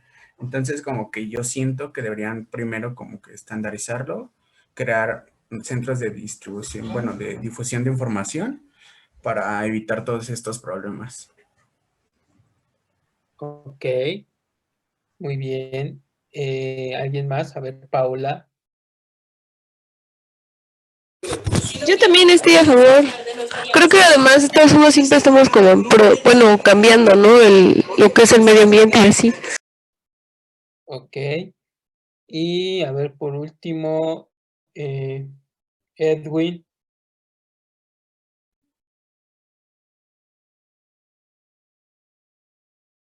Edwin, ¿está Edwin? Nancy. Sí, aquí estoy. Yo también estoy a favor, nada más, como decía mi compañero Raimundo, por cuestiones bioéticas y también pues que no, más que nada pues la pelea de que alguien quiera como patentar las ciertas como especies de plantas y que quieran como cobrar por usarlas o algo así. Creo que eso es lo que no me parece, pero en general, pues las modificaciones, pues sí, sí estoy a favor. Ok. Sí, ciertamente creo que todos tienen una postura a favor, ajá, y realmente es algo que todavía sigue en controversia. Si estos organismos, al estar teniendo un impacto en la biodiversidad, podrían de alguna forma alterar todo el ecosistema y con ello, pues, tener un problema bastante grave a nivel ambiental, ¿no? La otra situación es esto, o sea, pues como les menciono, están introduciendo cuestiones exógenas que la planta no tenía y que con ello de alguna forma podría también contrarrestar o activar un tipo de respuesta inmunológica cuando uno consume este tipo de plantas modificadas. Entonces, todo esto es bastante controversial, todavía hay pocos estudios en relación a eso, pero sí es una realidad que se han utilizado estos sistemas para de alguna forma también desarrollar otro tipo de problemáticas o resolver otro tipo de problemáticas, como es el caso como hablamos, ¿no? De las vacunas, ¿no? Y que finalmente este sistema de vacunación por, de alguna forma, estar comiendo un tipo de vegetal o una fruta que lleve un antígeno, podría ser un sistema en el cual pues pueda ocurrir una respuesta inmune de manera positiva, ¿no? Que es algo que se ha especulado, ¿no? Finalmente, cuando llega una vacuna comestible, ajá, a nuestro intestino, sobre todo a la región del intestino delgado, en donde vamos a tener este tipo de células, las células M, que básicamente son células que van a estar en muy estrecha relación con células del sistema inmune. Entonces, estas células pueden como tal tomar el antígeno y con ello estar contactando este antígeno a las células del sistema inmune para generar un tipo de respuesta, ¿no?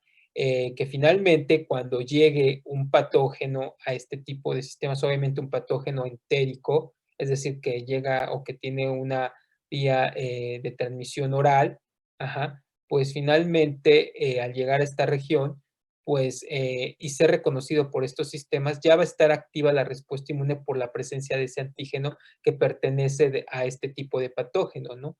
Y con ello, pues, desencadenar una respuesta inmune bastante importante, como puede ser la producción de anticuerpos, que finalmente van a neutralizar a este tipo de patógenos, ¿no? O bien el poder activar la respuesta celular, células citotóxicas que reconozcan a aquellas células infectadas por el patógeno y con ello pues las maten para evitar que se propague la infección, ¿no? Entonces, con esa idea pues se ha desarrollado también el generar herramientas interesantes con el uso de plantas transgénicas cuyos frutos pueden de alguna forma ser vacunas, ¿no? Y este es un caso de lo que se realizó con un intento de una vacuna comestible contra una cepa del virus respiratorio porcino, que es un virus de importancia ganadera. en donde básicamente lo que se hizo fue, como tal, obtener la secuencia que codifica para la proteína GP5, que es esta proteína que se encuentra acá. Ajá. Como pueden ver, esta proteína en teoría es la más inmunogénica de este tipo de virus. Y bueno, básicamente se amplificó la secuencia y se utilizó el sistema, nuevamente el sistema de Agrobacterium tumefaciens, el plasmido TI, y con ello se comenzaron a infectar o como tal este tipo de células o embriones de la planta del plátano para poder llevar a cabo la introducción de esta secuencia que codifica para la proteína GP5 y con ello pues tener ya estas plántulas que finalmente ya están expresando dentro de sus células y obviamente los frutos de esa planta, en este caso será el plátano, va a tener este tipo de proteínas virales, la GP5.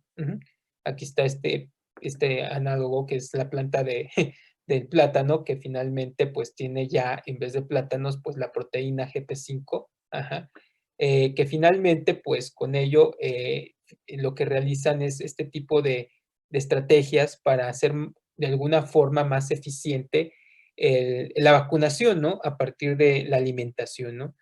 Sin embargo, estas son ideas que finalmente son ensayos que se han realizado todavía en etapa experimental. En México se han realizado algunos ensayos, sobre todo un grupo de la UNAM, de la FE Zaragoza, han tratado de generar vacunas contra papiloma utilizando el fruto del tomate, creo, si no mal recuerdo. Entonces, con ello, pues está esta posibilidad de que a partir de utilizando toda esta ingeniería genética con los sistemas de Agrobacterium, pues finalmente se puedan obtener este tipo de estrategias de vacunas comestibles, ¿no? Sin embargo, como les mencionamos y como siempre queda esa situación de si los organismos genéticamente modificados son un problema o una solución. Y siempre pues, hay que estar comparando entre las ventajas o desventajas de estos sistemas, ¿no? Pues las ventajas que son realmente importantes es que pues finalmente estamos generando plantas que pueden estar resistiendo a pesticidas o herbicidas, para finalmente eliminar este tipo de estrategias, los pesticidas y herbicidas, y con ello evitar que se genere un problema de toxicidad, ¿no? También estamos combatiendo enfermedades vegetales al estar generando estas estrategias contra plagas, contra diferentes infecciones. También se han realizado plantas recombinantes que puedan estar expresando algunos elementos como los péptidos antimicrobianos que vimos la clase pasada para contrarrestar los procesos de infección de virus que infectan este tipo de plantas, ¿no? Mejorar nutricionalmente, ya lo hemos visto, cómo podemos darle estas nuevas características a las plantas, cambiando su componente nutricional. Y algo lo más, yo creo que lo más importante también es esto de la tolerancia a ambientes extremos, al clima, tener plantas que puedan soportar ese tipo de estrés salino o altas temperaturas también y cuestiones de ese estilo, ¿no? Las desventajas que se han tratado de especular, pues finalmente es lo siguiente, ¿no? Una de las principales desventajas que se ha tratado de comprender si esto ocurre o no es el riesgo potencial de generar alergias, una respuesta de tipo alérgica, ya que pues finalmente, como les menciono, se están introduciendo secuencias que en condiciones normales no están presentes en estos alimentos comestibles y que finalmente pues podrían de alguna forma desencadenar una respuesta inmune alérgica por la presencia de estos antígenos que finalmente son antígenos que nuestro organismo no ha visto en ningún momento y que finalmente pues podría de alguna forma estar generando este tipo de procesos inmunológicos de manera negativa, ¿no? Algo muy importante que estos efectos en el ecosistema y biodiversidad, al estar introduciendo una nueva especie, ese tipo de ecosistemas, pues finalmente también tiene impacto, ¿no? el poder estar teniendo estas plantas que genéticamente produzcan un agente tóxico para diferentes insectos, puede llevar también a finalmente romper diferentes tipos de cadenas alimenticias que quizás puedan generar toxicidad o muerte a otros tipos de insectos que realmente no son los que están acabando con la planta, ¿no? Sino más bien ese es el alimento de estar disponible la plaga como tal, y finalmente según está generando este efecto tóxico, podría de alguna forma estar combatiendo o rompiendo diferentes ecosistemas de un bicho al otro, ¿no? Entonces, esa es una de las problemas que podría estar como tal de los organismos genéticamente modificados. Y desgraciadamente la respuesta bien exacerbada por la presencia de antígenos no han sido como tal reconocidos por el sistema inmune, y finalmente pues esto podría desencadenar procesos inflamatorios, procesos inmunológicos de la enfermedad, ¿no? Y la dependencia del primer mundo, esa es otra de las características como una de las compañeras, o sea, el estar empatando las áreas, finalmente eso va a generar la tecnología se genera, no esté a manos todo, ¿no? Y que finalmente se venda el producto, se venda la tecnología o el desarrollo tecnológico, y finalmente pues no llegue a ser acabado a las regiones que se requieran, que es básicamente al tercer mundo, ¿no? Entonces, esa es una de las problemáticas también, que finalmente no está tan abierto el poder generar todo este tipo de desarrollos para beneficio de la humanidad, y sobre todo de las naciones que pues no tienen un privilegio económico, y que finalmente pues se vuelve todo un sistema de comercio donde las personas con poder, pues finalmente, y que tengan el acceso económico, pueden llevar a cabo este tipo de estrategias para solucionar estos problemas, ¿no? Entonces, como pueden ver, realmente sí es bien complejo todo esto de los organismos genéticamente modificados por estos tipos de problemáticas, ¿no? Entonces, no sé si tengan alguna duda o pregunta de esta clase. Chicos.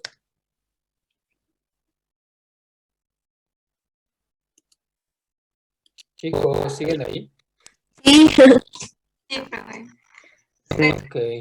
Nada más que yo no sabía que no estuvieran ya como, vamos a ver, una norma para poder utilizar estos organismos. Yo de hecho pensé que ya estaba como que todos estaban de acuerdo respecto al uso de ellos, y no sabía que era un tema tan controversial, sobre todo. O sea, sí existe como tal, por ejemplo, en México también existe una institución que rige todo esto del manejo y producción de organismos genéticamente modificados, que lo controla el CONACYT como tal.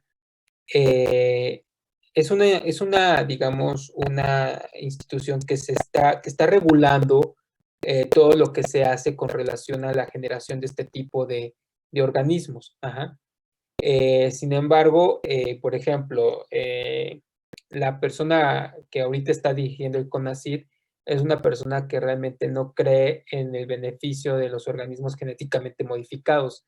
Ella piensa que es una problemática, que no debería de haber desarrollado este tipo de tecnología, porque puede como tal, como les digo, generar este tipo de desventajas, que finalmente no está comprobado del todo tampoco todo esto, ¿no? De que realmente se active una respuesta inmune tan exacerbada o cuestiones de ese tipo, ¿no?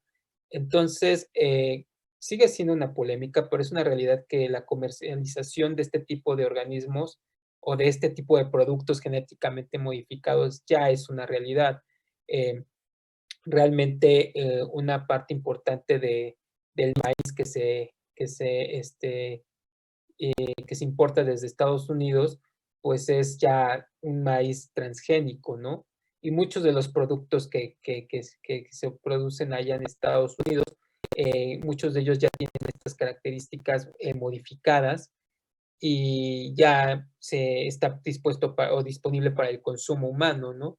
Entonces, realmente yo creo que, como mencionó alguien por ahí de ustedes, necesita realizarse una verdadera legislación con el uso de bioética, que es una de las materias que finalmente surgen con todo este desarrollo tecnológico y que se requiere como tal de el poder como impartir cursos de bioética, impartir estas nuevas reglas o nuevos estatutos que de alguna forma controlen cada uno de los organismos genéticamente modificados, ¿no? Como también podemos ver con todo esto de que lo veremos en la clase de CRISPR-Cas9, cómo el poder ya regular el genoma, cómo el tener ya organismos que tienen ciertas características, pues finalmente nos habla de que se tiene que regular esto para que no se generen un tipo de herramientas con un fin de finalmente, no sé, afectar a la humanidad, ¿no? Con esto de las guerras, como lo podemos ver ahorita que está ocurriendo en esta parte del mundo en Oriente Medio, generalmente pues los desarrollos científicos muchas veces los pueden ocupar también para cuestiones bélicas y con ello pues no tener un impacto para el beneficio de la humanidad, ¿no? Entonces, todos estos tipos de problemáticas y de situaciones es lo que tiene que realizar la bioética, el poder impartir cursos a nivel de licenciatura. Por ejemplo, ahorita creo que los nuevos QVPs llevan ya esta materia dentro del plan de estudios, que finalmente sí es importante el que comprendamos que tenemos los conocimientos a la mano y que finalmente podemos hacer uso de ellos, pero con una responsabilidad de que vamos a usarlos para un beneficio y no para generar más problemas, ¿no? ¿Alguna otra pregunta, chicos? Escribieron en el chat, Moy. Sí, ¿qué pasó? Ahí no veo. Escribió Mariana que algunos alimentos que son fabricados no están etiquetados como tal, como transgénicos, y entonces no es posible darle un seguimiento o saber si alguna patología o respuesta es provocada por ese alimento como tal, ¿o sí? Pues realmente no lo sé si en los productos vengan ya como tal, es maíz transgénico o es maíz modificado genéticamente. Supongo que debería de ser así, porque tampoco creo que sea conveniente que finalmente si llegara a pasar algo de ese estilo, de que la respuesta inmune se activara, de que generara un efecto tóxico, pues finalmente eso lo veremos yo creo que en las futuras generaciones, ¿no? Si es que estas secuencias que se están introduciendo de manera exógena podrían afectar en el futuro a las siguientes generaciones, ¿no? Entonces, no lo sé, realmente desconozco de esto, de la regulación a este nivel, desde si ya los productos vienen etiquetados o no. No sé si alguno de ustedes, compañeros profesores, tienen algo al respecto de esto. Yo sabía que Zagarpa controla una parte a través de Ajá, Senacica. Hay ajá, una división de organismos genéticamente modificados y ahí como que controlan un poco, pero a nivel como de exportación, bueno, de importación y ujú, exportación, porque nosotros también producimos algo de transgénicos, pero creo que exacto. principalmente algodón que se está produciendo. Y sí hay cierta Sí, sí, sí. regulación, pero no queda muy claro si lo etiquetan como tal, porque yo no he visto ninguna etiqueta así como Sí, yo alimento. Creo que tampoco nada más así. controlan el volumen de la importación. Exacto. Sí, Sí, sí, pues sí. de hecho tenemos comiendo 20 años maíz transgénico, o sea, las tortillas de maíz dicen que mucho es maíz transgénico. Sí, les digo, o sea, realmente esto ya lleva años dentro de nuestro país y finalmente, pues hay que esperar, yo creo, como todo, ¿no? Esperar a ver qué es lo que ocurre después de tener cierto tiempo de estar en contacto o consumiendo este tipo de alimentos, ¿no? Pero bueno, realmente yo creo que también el impacto que ha tenido el poder desarrollar este tipo de organismos es mucho mayor por la situación, ¿no? Que puede resolver diferentes problemáticas. Pero bueno, ya en un futuro podremos ver si el efecto es diferente. escribió Oscar Mayén. Además, según recuerdo, ya se decretó que la compra de maíz transgénico se va a dejar de llevar a cabo para inicios del próximo año con la finalidad de recuperar la diversidad del maíz en México. Esa es otra realidad, es lo que les digo. El impacto a nivel de biodiversidad quizás sí sea mayor. El estar introduciendo nuevas especies pueden finalmente afectar la diversidad, ¿no? de estas especies en el país, ¿no? Entonces, es todavía, como les digo, es una controversia muy polémico. Estar a favor, estar en contra, no lo sé, es algo bastante complejo, ¿no? Sin embargo, yo creo que son modelos que finalmente sí pueden ser aplicados para algún tipo de problemática, ¿no? No sé si alguien más tiene alguna pregunta, comentario.